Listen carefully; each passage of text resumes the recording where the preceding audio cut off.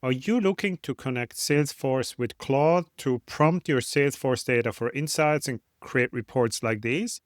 It takes 3 steps. Step 1, connection of Salesforce. Step 2, installation of a connector within Claude. Step 3, prompt your data in Claude. Let's start. Step number 1, grant Salesforce access by installing the connector and connect all the other data sources you want to connect. Step 2, head to Claude. Browse connectors, Windsor, install.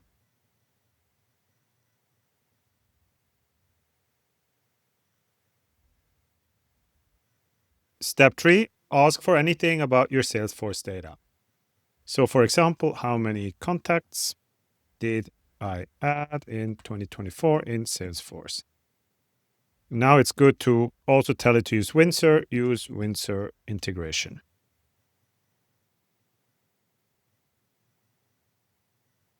Now we can see we got 750 contacts added in June, 1 in August, with a total of 751.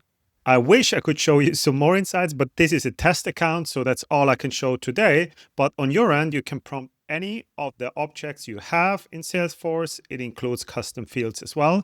So have fun talking to your Salesforce data.